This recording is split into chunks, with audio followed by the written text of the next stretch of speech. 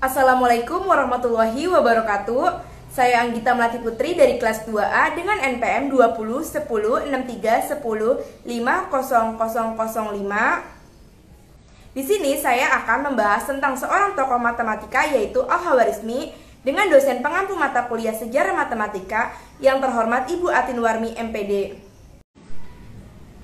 Nama asli dari Al-Khawarizmi ialah Muhammad Ibnu Musa Al-Khawarizmi. Selain itu, beliau dikenal sebagai Abu Abdullah Muhammad bin Ahmad bin Yusuf.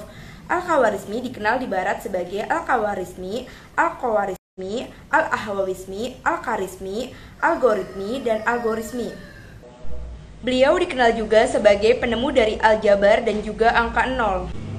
Tak heran jika orang barat menjulukinya sebagai Father of Algebra, yaitu Bapak penemu aljabar. Al-Khawarizmi dilahirkan di Bukhara pada tahun 780 sampai 850 Masehi, yaitu zaman kegemilangan Al-Khawarizmi. Al-Khawarizmi telah wafat antara tahun 220 sampai 230 Masehi. Ada yang mengatakan Al-Khawarizmi hidup sekitar awal pertengahan abad ke-9 Masehi. Sumber lain menegaskan beliau hidup di Khawarizm, Uzbekistan pada tahun 194H atau 780 Masehi. Meninggal pada tahun 266H atau 850 Masehi di Baghdad. Dalam pendidikan telah dibuktikan bahwa Al-Khawarizmi adalah seorang tokoh Islam yang berpengetahuan luas. Pengetahuan dan keahliannya bukan hanya dalam bidang syariat, tapi di dalam bidang falsafah, logika, aritmatika, geometri, ilmu hitung, dan kimia. Al-Khawarizmi telah menciptakan pemakaian sekons dan tangan dalam penyelidikan trigonometri dan astronomi. Dalam usia muda, beliau bekerja di bawah pemerintahan Khalifah Al-Ma'mun, bekerja di Bait Al-Hikmah di Baghdad. Beliau bekerja dalam sebuah observatori, yaitu tempat belajar matematika dan astronomi. Al-Khawarizmi juga dipercaya untuk memimpin perpustakaan Khalifah. Beliau pernah memperkenalkan angka-angka India pada dunia Islam. Beberapa karya ilmu pengetahuan Al-Khawarizmi. Bidang geografi. Setelah sukses menjadi penerjemah, Al-Khawarizmi mulai menulis buku. Buku yang pertama ditulisnya berjudul Suratul Ardi atau Peta Dunia. Al-Khawarizmi membagi bumi menjadi 7 daerah yang disesuaikan dengan perubahan iklim. Peta dunia karya Al-Khawarizmi ini dijadikan model oleh ahli-ahli geografi barat untuk menggambar peta dunia. Buku ini membenarkan pendapat Ptolemeus dan menulis peta yang lebih detail darinya. Selain itu, Al-Khawarizmi juga menulis buku yang berjudul Taqwim al-Buldan. Seorang orientalis Italia, Carlo Nalino, mengakui bahwa buku-buku yang ditulis Al-Khawarizmi dalam ilmu geografi dan astronomi bukan hanya sekedar kutipan dari Yunani, tetapi dia telah mampu membuat ilmu geografi sebagai ilmu yang berdiri sendiri. Bidang astronomi. Bersama ilmuwan lainnya, Al-Khawarizmi kemudian membuat tabel perhitungan astronomi yang dapat digunakan untuk mengukur jarak dan kedalaman bumi. Karyanya ini diterima oleh para ilmuwan di Yunani, India, dan Cina. Pada tahun 1226, tabel ini mulai diterjemahkan ke dalam bahasa Latin dan menjadi dasar penelitian astronomi.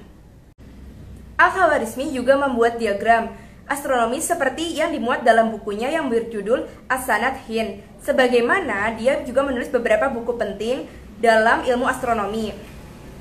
Di antaranya buku berjudul Al-Amal Bil Astarlah dan buku Jadwal An-Nujum wa Harakatuha. Selanjutnya, dia pun mulai dikenal sebagai orang jenius yang mahir dalam berbagai bidang ilmu pengetahuan, terutama dalam bidang matematika. Tulisan-tulisan karya ilmuwan Yunani dikoreksi kesalahannya oleh Al-Khawarizmi, kemudian dikembangkannya sedemikian rupa sehingga menjadi mudah dipahami. Konsep aljabar.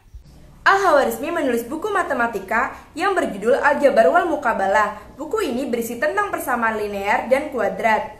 Dalam bukunya ini, ia menjelaskan cara menyederhanakan suatu persamaan kuadrat. Aljabar merupakan cabang matematika yang mempelajari penyederhanaan dan pemecahan masalah menggunakan simbol sebagai pengganti konstanta dan variabel. Aljabar berarti mengembalikan sesuatu kepada keadaannya yang pertama, seperti menguraikan angka pecahan.